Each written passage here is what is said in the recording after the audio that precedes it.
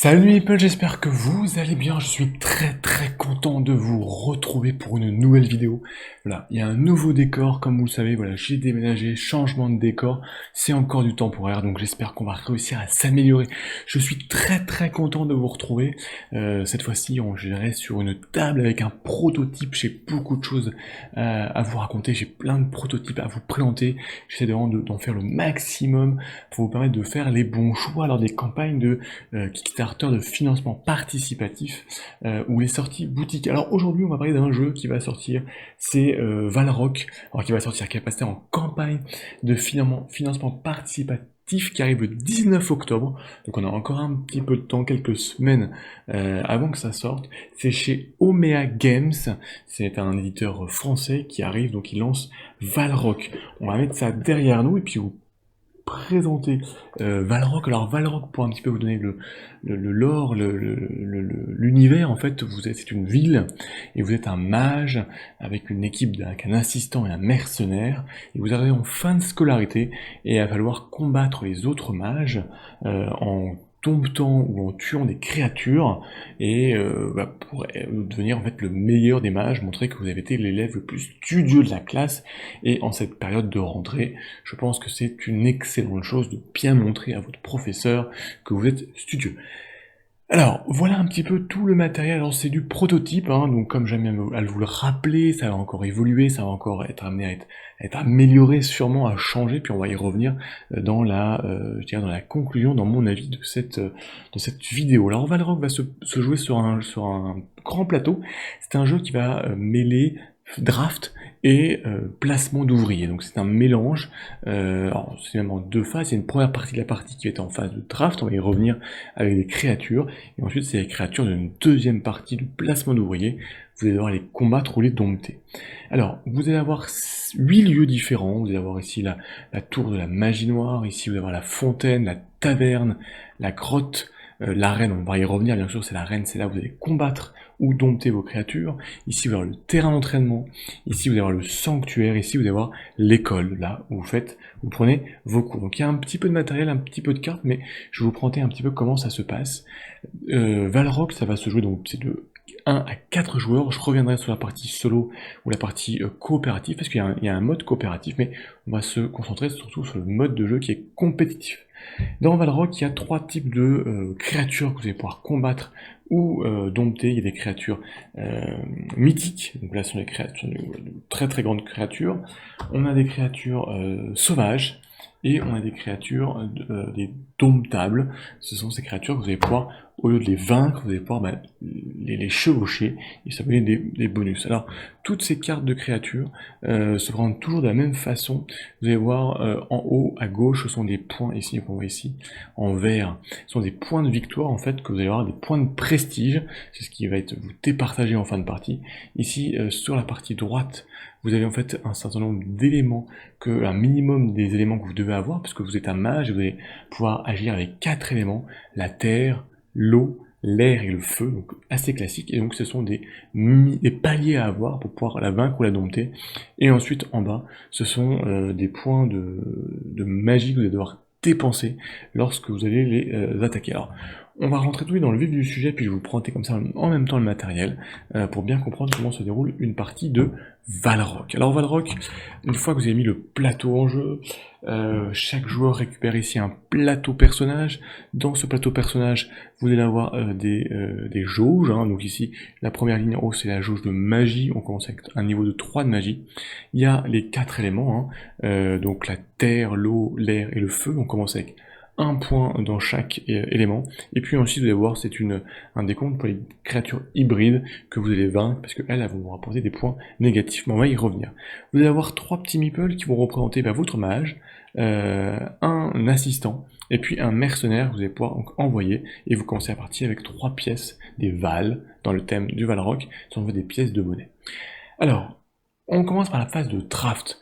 La phase de draft, ça va se faire 3 fois de suite, pour chaque type de carte, donc les mythiques, les domptables et les sauvages. Vous prenez une des piles, vous la mélangez, vous distribuez 4 cartes à chaque joueur. Hop là, on va prendre 4 cartes. Chacun choisit une carte, c'est une phase de draft somme toute classique, ils vont en choisir une, la garder, passer les cartes à ses camarades qui vont faire de même, et on va faire ainsi de suite jusqu'à avoir 3 cartes en main. Donc voilà, on a 3 cartes en main, la 4e carte est défaussée. Donc vous allez commencer à avoir 3 cartes en main. Vous faites la même chose pour chaque créature, donc les mythiques, les sauvages et les domptables. Donc vous vous retrouvez en fait avec 9 cartes que vous avez draftées en main. Ces 9 cartes, vous allez devoir en garder 6. Donc là, maintenant, quand vous avez les 9 cartes en main, vous en défaussez 3, avec une règle quand même, vous êtes obligé de garder au moins une créature mythique dans votre main. Donc voilà, je vais en défausser vraiment, hop là, un petit peu au hasard, c'est pour vous expliquer, vous les défaussez, et donc vous avez 6 cartes en main, donc un combo, je dirais, de ces différentes créatures. Déjà, le fin de partie, justement, ça va être que lorsqu'un des joueurs n'aura plus de cartes en main, c'est qu'il aura dompté ou vaincu ces 6 créatures qu'il aura draftées, puisque les créatures que vous avez en main sont celles que vous allez combattre ou essayer de dompter en cours d'arène, en cours de partie, et donc vous allez voir que c'est très important, le draft est très important pour orienter votre stratégie de jeu et pour remporter la partie. Alors, une fois que c'est fait, et tout simplement on va passer à la partie de placement d'ouvriers et de combat. Vous allez pouvoir placer vos meeples dans les zones de jeu. Alors, quelques règles bien évidemment, vous ne pouvez pas avoir 2 meeples de votre couleur dans un même lieu. Vous pouvez pas, il y a des emplacements, donc chaque emplacement, c'est un seul meeple. Alors il y a des zones où il y a par exemple ici la tour de la magie noire, vous n'avez que 2 emplacements qui se trouvent ici en haut. La fontaine, vous allez avoir 4 emplacements comme la taverne, mais ici par exemple le sanctuaire, vous n'avez qu'un seul emplacement. Donc il va falloir parfois vous bloquer. Enfin, la dernière chose, c'est que il y a des emplacements qui sont réservés aux mages. Comme ici, on voit, il y a un petit symbole particulier. Et au contraire, il y a des endroits qui sont interdits à votre mage. Comme ici, la tour de la magie noire. Parce que la magie noire, en fait, vous êtes un mage du bien. Donc, allez vous corrompre dans la magie noire, vous envoyez votre assistant y aller, votre mercenaire.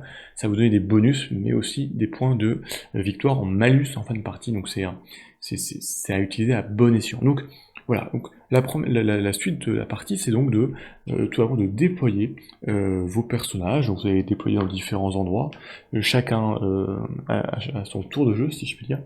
Alors, une petite chose, votre mercenaire, vous n'êtes pas obligé de le déployer. Si vous le déployez dans une zone, vous devez payer 2 vals pour le déployer, première chose. Et ensuite, si dans un lieu qui rapporte de l'argent, par exemple la taverne, tout simplement, il ne vous rapporte rien, parce qu'en fait, le mercenaire a tendance à garder l'argent pour lui. Donc, n'envoyez pas votre mercenaire, par exemple, dans la taverne, puisque vous n'avez pas récupéré l'argent. Alors, ensuite, lorsque vous avez placé vos 3 personnages, donc les autres joueurs ont fait pareil, donc quand le joueur bleu aura mis ses personnages, ses mages, je les mets un petit peu vraiment au hasard, donc on n'aura pas envoyé, on va plutôt faire ça. Envoyer ici le mercenaire, ici, et voilà. Une fois que tout le monde a placé ses personnages, donc 2 personnages minimum, le mage et l'assistant, et un 3e si on veut, le mercenaire, on va, dans l'ordre des lieux, résoudre les actions. Alors je voulais présenter tous les lieux pour vous comprendre comment ça va se passer. La tour de la magie noire, tout simplement ici, vous allez résoudre l'effet qui est indiqué en fait. C'est des cartes qui vont tourner autour de la partie, et donc lorsque vous avez un personnage, ce sont des effets qui vont être déclenchés. Donc par exemple, ici l'effet, ça peut être de doubler les revenus que vous avez gagnés à la taverne, ça peut être de voler de l'argent à un autre joueur, ça va être de lui faire perdre des malus dans l'arène. Voilà, c'est la magie noire, c'est un peu des coups bas, de la traîtrise que vous allez appliquer à vos adversaires. Vous avez aussi monter ici cette échelle de puissance en fait, et si à un moment donné il y a le joueur qui va déclencher l'échelle de puissance, va déclencher des malus à tous les autres joueurs. Le deuxième lieu semble assez simple, tout simplement en fonction de votre placement, ici, plus vous êtes à gauche, plus vous allez en gagner, vous allez gagner des points de magie. Donc ici ces points de magie, c'est la première ligne de votre plateau de joueurs, de personnages, et ces points de magie, vous allez voir, ils vont être utiles pour combattre. Donc là, si vous êtes ici, vous gagnez 6 points de magie, donc si vous étiez à 3, vous passez à 9, le deuxième en gagne 4, 2 et 1. Donc voilà, petite interaction indirecte en fonction de d'où vous vous placez. Par ici, à la taverne, vous allez gagner de l'argent, donc l'argent il va être important pour acheter certaines cartes, ou pour envoyer déployer votre mercenaire.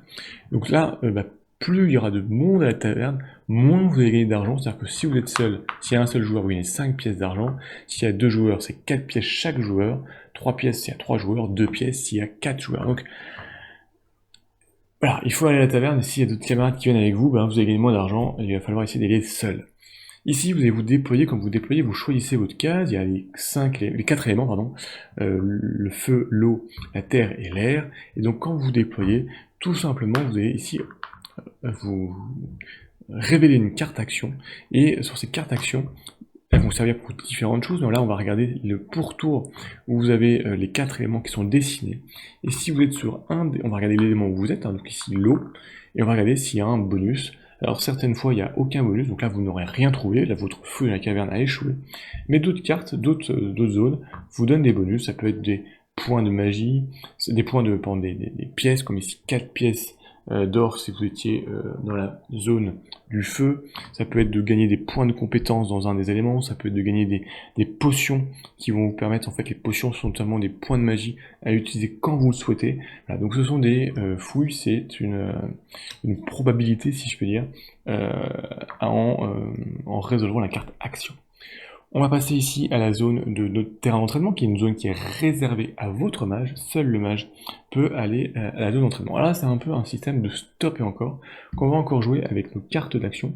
C'est-à-dire que votre mage est par exemple ici, vous devez donc d'abord dépenser un point de magie. Voilà, donc premier endroit où vous dépensez les points de magie, pour pouvoir retourner une carte d'action.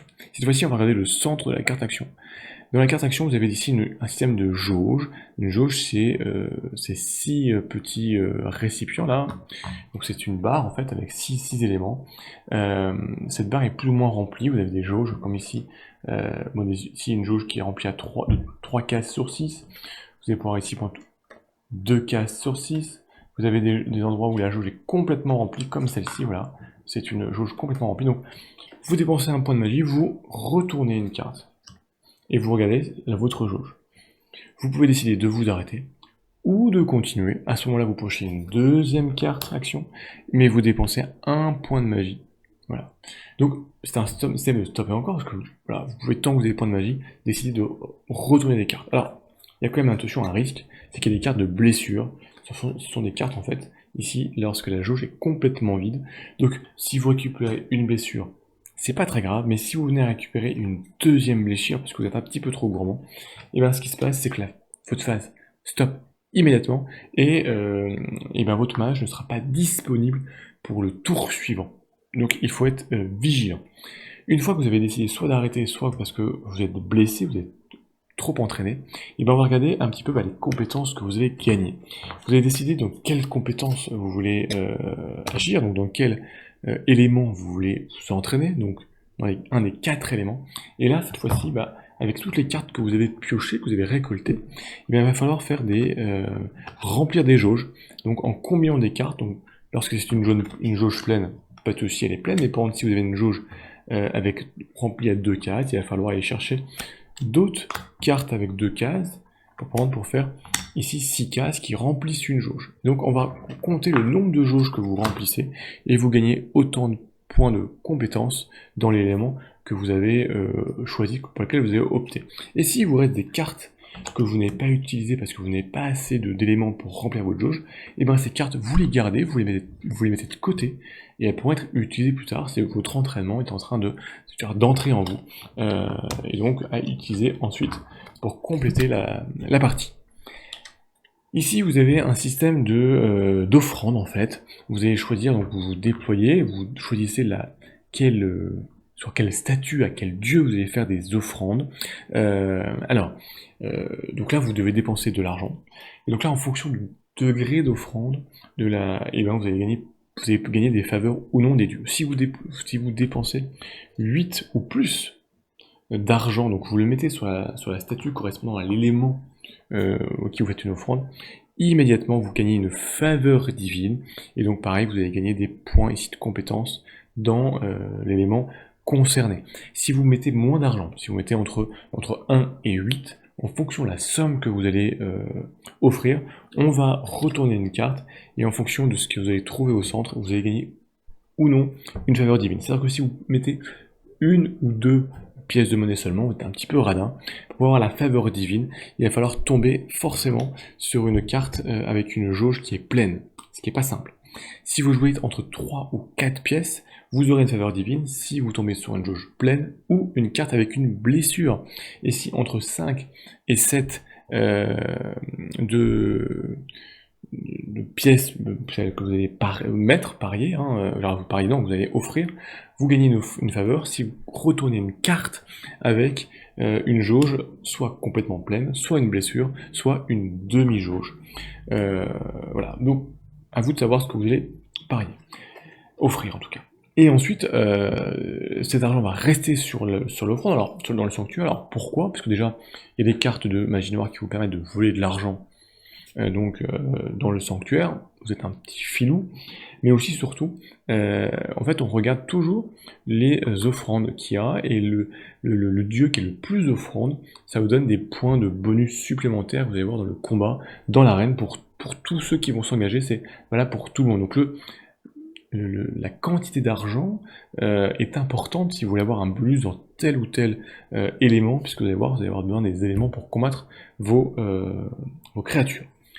Ici, l'école de magie, donc en fait, les lieux sont ici. En fait, en début de partie, vous retournez 4 cours, chaque carte correspond à un cours, d'archéologie, de cours cyclonique, de cours botanique, d'alchimie, par exemple. Et donc, vous déployez soit votre assistant, soit votre mercenaire, soit un mage sur les lieux qui sont réservés. Et à ce moment-là, tout simplement, vous devez dépenser l'argent et parfois les points de magie qui sont indiqués pour récupérer cette carte, ce cours, qui vous donne soit un bonus immédiat, soit un bonus temporaire. Donc ici, cette carte, tout simplement, au début de chaque tour, vous allez gagner une pièce d'argent, donc c'est valable tout au long de la partie. Si c'est ici par exemple, c'est un bonus, je dirais, immédiat. Une fois, vous gagnez une compétence dans l'air. Donc très variable, différentes cours, différents éléments, donc toutes ces cartes vous allez les garder puisque ça va aussi compter dans les points de victoire. Le dernier zone que vous allez envoyer, votre mage forcément, c'est un lieu qui est réservé aux mages, c'est l'arène. Alors déjà, les deux premiers emplacements vous permettent de récupérer un petit peu d'argent. Mais ensuite, vous allez pouvoir combattre. Donc combattre, vous allez devoir choisir une des cartes que vous avez draftées en début de partie, et donc vous allez décider de la combattre. Alors, en fait, le combat est très simple, c'est-à-dire que vous allez regarder ici les niveaux dans chaque élément, le minimum qu'il faut avoir pour la vaincre. Alors déjà, quand même, avant, il faut dépenser les points de magie qui sont indiqués en bas. Donc là, il faut au moins 5 points de magie pour la combattre. Et donc vous arrivez à 0. Et donc on regarde ici, il faut avoir un niveau de 5 dans chaque compétence pour réussir son combat. Si vous ne l'avez pas, vous ne pouvez pas la combattre, vous la gardez en main. Donc si vous avez bien sûr les compétences, le niveau requis, eh bien l'élément est vaincu. Alors, en plus de ça, vous pouvez avoir des bonus, par exemple ici, ça peut vous donner des bonus pour le tour. Je vous rappelle ici qu'il y a un bonus dans l'élément où il y a le plus d'argent, donc tout ça, voilà, c'est à comparer avec votre plateau et les bonus. Et donc si vous allez la vaincre, tout simplement une carte, elle est vaincue, vous la gardez, ça vous donne des points de victoire en fin de partie, en haut à gauche, donc ici 10 points de victoire, c'est une créature mythique. Mais certaines créatures sont des créatures domptables. Alors vous allez les reconnaître très facilement, c'est qu'ici sur le côté en plus, il y a des modificateurs dans les différents éléments. Alors ce qui se passe, c'est que la partie combat se passe de la même façon, mais au lieu de la mettre de côté pour la fin de partie, elle va vous rapporter des points de victoire, vous allez la mettre à côté sur votre plateau, ici joueur, et ça vous rapporte des éléments de compétences positifs ou négatifs. Ici cette carte donc du Crostux vous rapporte un +3 dans la terre et dans l'eau, un +1 pour l'air, mais un -2 dans la compétence du feu. C'est là que vous allez vite comprendre que effectivement votre draft est très important parce que ces créatures vous donnent un bonus, mais certains malus dans d'autres éléments. Donc si vous avez pris ici drafter des créatures avec des éléments de feu très importants, alors que vous avez dompté une créature qui vous donne un malus dans le feu, ça va pas être simple. Donc à bien préparer ces éléments ces cartes de draft. Vous pouvez dompter, c'est-à-dire chevaucher une seule créature à la fois. Donc vous la placez, si vous en voulez chevaucher une nouvelle à un tour suivant où vous allez combattre, il va falloir retirer cette carte pour la mettre à sa place et gagner les points qui sont liés. Une fois que c'est que tout le monde a joué, qu'on a résolu l'ensemble des actions, chacun récupère ses petits meeples. S'il manque des cartes de cours, tout simplement, on va en remettre. Et on va faire bouger ici notre contour. Alors attention, tous les multiples de 3, il va y avoir une phase un petit peu particulière, c'est la phase des offrandes. Alors de la phase des offrandes, on va déjà retirer tout l'argent qui se trouve dans les sanctuaires. On va changer ici la carte de magie noire pour en mettre une nouvelle, donc avec des nouvelles actions particulières. Mais ensuite, on va commencer chacun, on va pouvoir faire un système de paris.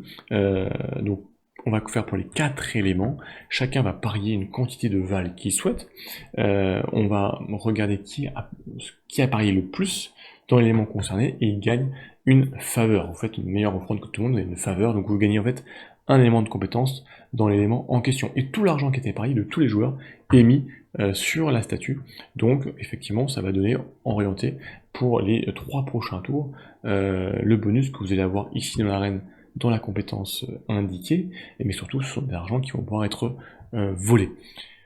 Et on va continuer comme ça la partie jusqu'à ce qu'il y ait un joueur qui ait réussi à dompter ou à vaincre ces 6 créatures. À partir du moment où un joueur a réussi à arriver à ces 6 créatures vaincues ou domptées, on va passer au décompte des points de victoire. Et vous allez voir, il y a des points de victoire positifs ou des points de victoire négatifs. Alors déjà, bien sûr, on va compter tous les points de victoire qui sont liés aux créatures que vous avez donc domptées ou vaincues. Donc c'est les éléments qui sont en haut à gauche. Ça peut être un point de victoire, ou comme ici une créature mythique qui rapporte 10 points de victoire, voire 12 points de victoire. Donc ça, c'est le premier élément. Ensuite, vous gagnez des éléments pour vos 4 compétences en fonction du niveau que vous avez augmenté. Tout simplement, le niveau correspond au point de victoire concerné. Donc ici, si vous êtes à 5 en terre, et ben ça vous donne plus 5 points. Si vous êtes à 7 dans l'eau, ça fait un plus 7, etc., etc. Donc vous comptabilisez tous ces points. Ensuite, il y a un tableau de chasse. En fait, en début de partie, on a ici, alors c'est tout petit, des petits tokens qui représentent les éléments. On les met au hasard, en colonne, donc ça donne un sens. Et puis donc on va regarder dans ces éléments qui a le plus de créatures vaincues dans l'élément en question. Donc là aussi, il faut y penser lors du draft pour orienter votre draft vers les créatures qui vont rapporter le plus de points de victoire. En effet, chaque créature a une ou 2 affinités. On le voit ici dans le dos de la carte. Ici, cette créature, l'atroche, a une affinité avec l'eau, en fait. Mais d'autres créatures, on va en prendre d'autres là, vont avoir une affinité pour ici avec l'élément de la terre, d'autres avec l'élément de l'air, et même certaines avec 2 éléments, comme ici, l'Orgator, qui a une affinité avec l'eau et la terre. Donc, en fait, chaque joueur va comptabiliser le nombre de créatures qu'il a vaincues et avec quelle affinité il a d'éléments, et donc on va regarder pour chaque élément qui en a le plus, et on va marquer des points de victoire en fonction. Donc, l'élément ici terre, donc celui qui est le plus en haut, le joueur qui a le plus de créatures vaincues avec l'élément concerné, il gagne 9 points de victoire, le deuxième 7 points, le troisième 5 points de victoire. Ensuite on passe à l'eau par exemple. Et là, c'est plus 9 points de victoire, c'est que 7 points de victoire. Et on regarde les suivants. Là, on passe au feu 5 points de victoire, et à l'air 3 points de victoire. Et là vous comprenez très vite aussi que votre phase de draft est importante, puisque si par hasard vous avez drafté beaucoup de cartes avec des éléments de l'air, et ben vous allez peut-être être le meilleur, avoir le plus de créatures dans l'air, mais ça va rapporter que 3 points de victoire comparé aux 9 points de victoire pour les créatures qui sont des habilités avec la terre. Donc attention, les créatures qui sont hybrides, c'est-à-dire les créatures qui ont une affinité double, et bien tout simplement vous rapporte 1 point aussi bien dans les 2 éléments, donc ici contre l'eau et la terre. Donc c'est super important pour pouvoir essayer de remporter, d'être le plus fort dans 2 éléments. Mais, et on va revenir à la fin, il y aura quelques petits points de victoire négatifs. On va regarder aussi celui qui a le plus de cours, celui qui a le plus studieux en fait, donc celui qui a le plus de cartes de cours, il va gagner 5 points de victoire supplémentaires. Et enfin, on a des points de victoire négatifs. Et bien ce sont les cartes ici de magie noire, puisque voilà, vous utilisez la magie noire, c'est très puissant, mais il y a un côté négatif, et bien ces cartes de magie noire vont vous rapporter des points de malus qui vont devoir être retirés de votre score final. Et enfin, on va regarder aussi le nombre de créatures hybrides. Ce ne sont pas vraiment des créatures qui sont très saines, puisqu'elles sont avec une affinité de 2 éléments. Et bien on regarde le nombre de créatures hybrides que vous avez domptées. Donc si, pareil, vous en avez pris trop, et ben ça va rapporter des points de victoire négatifs. Tout simplement ici vous avez une ligne, et ben en fait pour chaque créature ça va vous rapporter des points de victoire négatifs. Donc ici, si vous avez 0, ça vous rapporte, vous fait perdre 0 points de victoire, mais si vous avez mis une dans votre draft et que vous l'avez vaincu, ou dompté c'est -1, 2 c'est -3, et si par exemple vous avez fait un draft complet à 6 créatures hybrides, c'est 21 points de victoire négatifs. Donc ça a intérêt à être un gros pari pour être le premier dans tous les éléments par exemple, et compenser ces points de victoire négatifs, peut-être perte de points de victoire, par les points de victoire que vous avez gagnés dans votre tableau de chasse. Donc vraiment il y a un équilibre à trouver dans ces éléments. Alors, il reste un élément que j'ai pas expliqué, c'est ici, c'est la colère des dieux. Donc, je vous le rappelle, à chaque fois qu'on vient ici dans l'école de la magie noire, les dieux habituels, les bons dieux sont pas contents, la colère monte, gronde, et lorsqu'on arrive ici, lorsque le joueur arrive à 6 en fait, et ben on a la colère des dieux qui se déclenche à ce moment-là. Pour celui qui l'a déclenché, bon, ça passe à peu près, il passe entre les gouttes de l'orage, il peut se défausser d'une carte de magie noire qu'il avait, une carte de magie noire qui sont ici, qu'il avait obtenu, c'est quand même pas mal parce que justement ce sont ces points de victoire négatifs, ben, vous pouvez la défausser. Donc c'est vrai que j'ai pas expliqué comment on les gagne, ces cartes de pouvoir de magie noire. Quand on vient ici, on applique l'effet qui est indiqué, mais surtout on pioche 2 cartes de pouvoir de magie noire, on en pioche 2, et on en garde une. Et ces cartes sont des cartes one-shot souvent, qui vont vous donner un bonus, mais avec des conséquences. Ici par exemple, si je garde cette carte, le Dishimendo, tout simplement ça va me permettre de combattre 2 créatures au lieu d'une seule dans l'arène, mais en fin de partie, si je l'ai utilisé, c'est 2 points de victoire négatifs. Donc par contre, si j'ai une colère des dieux, donc si j'arrive ici au maximum de mon échelle, le joueur qui la déclenche a le droit de défausser une de ces cartes de magie noire, ce qui lui évitera de prendre des points de victoire négatifs. En revanche, les autres joueurs vont perdre une compétence en fait dans l'élément qui est majoritaire ici dans le sanctuaire. Donc on va regarder là où il y a le plus d'argent. Par exemple, c'est l'élément d'eau où il y a le plus d'argent, il y a le plus d'offrandes, donc c'est ce dieu-là qui était mis en avant. Et bien tous les joueurs vont perdre une de compétence en eau. Ça peut être aussi parfois intéressant de déclencher la magie, la colère des dieux, pour venir titiller vos adversaires. Voilà. Donc, voilà, on a fait vraiment le tour du jeu, c'est relativement simple. Donc je vous rappelle, une phase de draft, vous allez préparer les créatures que vous allez combattre ou dompter, une phase très importante parce que c'est ce que vous allez affronter. Donc c'est là où vous allez préparer les niveaux de compétences qui vont être nécessaires, les points de victoire que vous allez gagner, les points que vous allez pouvoir perdre éventuellement avec les créatures hybrides. C'est aussi là où vous allez orienter si vous avez des créatures dans tel ou tel élément, donc par rapport au tableau de chasse, gagner des points de victoire. C'est en là où je dirais la victoire, elle est faite presque à 50% en fonction du draft que vous faites et de l'orientation que vous faites. Ensuite, on est sur un jeu de placement d'ouvriers, où vous allez essayer de monter vos compétences, gagner des capacités particulières pour pouvoir aller combattre les monstres, les dompter, et être le premier à avoir dompté ces 6 monstres, ou tuer ces 6 monstres, ces 6 créatures, pour déclencher la fin de partie. Alors, Valrock a un côté très intéressant dans cette alliance de draft et de placement d'ouvriers, sauf que c'est un draft qui est vraiment très important, comme je le disais, puisque ça va vraiment orienter votre style de jeu, ça va vraiment orienter votre partie, et si vous faites un mauvais draft, ça va être compliqué de revenir. C'est un jeu qui est très accessible. Alors, il y a les 8 zones de jeu, mais voilà, il y a un certain nombre de zones de jeu qui sont relativement simples. La fontaine, la taverne, la magie noire, l'école, sont vraiment des choses très simples. C'est un petit peu plus compliqué, en particulier dans la partie, dans la zone d'offrande, où il y a le système de pièces de monnaie à mettre, de niveaux, etc. Mais c'est relativement très accessible, même si après ça peut être très stratégique dans votre partie. Mais vous pouvez aussi le jouer de façon très ludique, très fun. sans vraiment vous prendre la tête, si vous voulez jouer avec des jeunes joueurs ou passer du bon temps. D'ailleurs, le jeu est fait pour 6 créatures, rien ne vous empêche, c'est une partie un peu plus longue d'être sur 7-8 créatures, un peu plus courte sur 4 créatures. Alors, il faudra quand même adapter, et là c'est du perso, votre draft, le nombre de cartes à drafter, en fonction de du nombre de cartes que vous voulez jouer, en fonction de la durée de partie que vous voulez faire.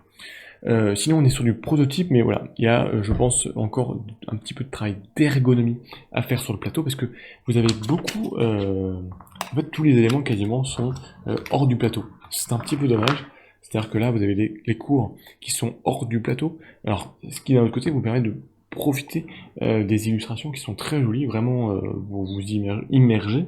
Mais c'est vrai que peut-être pouvoir mettre ici vos 4 cartes de cours sur le lieu avec euh, une indication de l'emplacement de la carte en façon mi-transparente, ça gênerait pas l'illustration et on serait vraiment, on se déploierait dans le lieu, parce que là, on se déploie en fait en dessous du lieu, ça peut être un petit peu perturbant, alors que d'autres lieux, on se déplace vraiment, on se déploie vraiment sur le lieu. Donc il y a des petites choses à faire, je pense, comme ça, ou ici, avoir pareil, un emplacement, on va mettre les cartes de sort, voilà, donc il y a des petites choses, je pense, en termes d'ergonomie, pareil, sur les plateaux, bon, on peut espérer que sur la campagne, on dépend du plateau double layer pour avoir des jetons, parce que ça va vraiment bouger régulièrement dans un sens ou dans l'autre.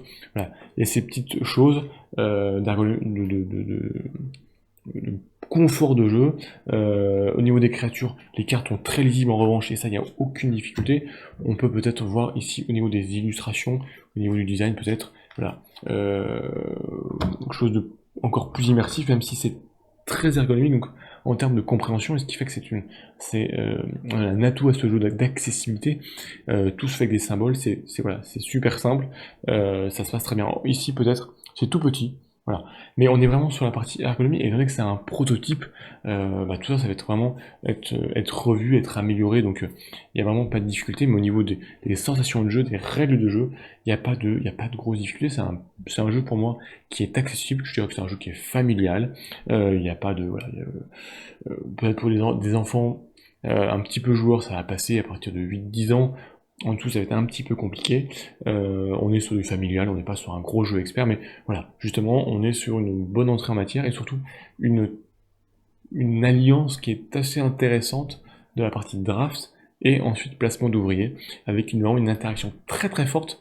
On peut la mésestimer quand on découvre le jeu, et la phase de draft qui est très rapide, en fin de rien, on fait 3 drafts dans chaque type de créature, mais avec 4 cartes, voilà, donc, c'est très rapide, ça peut vraiment avoir une grosse conséquence, et si vous faites un mauvais draft, vous allez vraiment ruminer durant toute la partie, parce que vous allez voir que vous n'allez pas réussir à avoir les bonnes compétences, parce que il faudrait de la compétence un peu partout, des niveaux très élevés dans tous les domaines, ce qui va être compliqué, vous n'allez pas pouvoir, vous êtes un petit peu pas vraiment bon dans un élément, donc vous n'avez pas gagné des points dans la partie zone de chasse. Bon, voilà, donc le draft c'est très important, et ensuite la partie ouvrier est importante et rapide. En revanche, dernier point, peut-être au niveau des interactions, on est plus sur des interactions indirectes, c'est-à-dire en fonction des placements empêchés d'autres joueurs, que des interactions directes. Il y en a quelques-unes, en particulier avec la magie noire, mais on n'est pas dans un jeu où on va se faire des gros coups de chafouin, mis à part quelques cartes dans la partie magie noire, mais voilà, c'est bien plutôt l'interaction indirecte. Voilà, c'est en fonction de ça, de votre plaisir de jeu. Donc ça, c'est Valrock, c'est chez Omea Games, ça arrive le 19 octobre en campagne Kickstarter, donc chez cet éditeur francophone, français, donc qui nous plonge dans cette cité de Valrock, dans l'école des mages, et vous-même mage qui allez combattre les créatures et les dompter pour devenir le maître de l'arène, le meilleur mage de Valorant. Donc j'espère que cette vidéo vous aura plu, en tout cas vous aura éclairé, vous permettra de vous faire votre propre idée sur ce jeu, fait pour moi, pas fait pour moi, campagne qui m'intéresse pas. En tout cas, voilà, quelle que soit, j'irai la réponse à ces questions, n'hésitez pas à le partager, à le commenter dans les commentaires, comme ça on va pouvoir discuter, échanger. Si y a des questions de règles, n'hésitez pas, j'irai vous les expliquer, vous les éclaircir si mes propos n'ont pas été suffisamment clairs. Le principal, c'est que vous pouvez vous faire votre propre idée. Voilà, n'hésitez pas à partager, à vous liker, à vous abonner comme d'habitude, parce qu'il y a plein de choses qui arrivent, beaucoup de prototypes, hein, vraiment, là-dessus, voilà, plein de choses à vous présenter, donc c'est toujours l'occasion de découvrir de nouveaux jeux pour enrichir vos bibliothèques ou découvrir de nouvelles pépites. Et bien en tout cas, d'ici là, portez-vous bien, je suis très très content de vous retrouver, et on va se retrouver très très vite pour de nouvelles aventures. Ciao les people!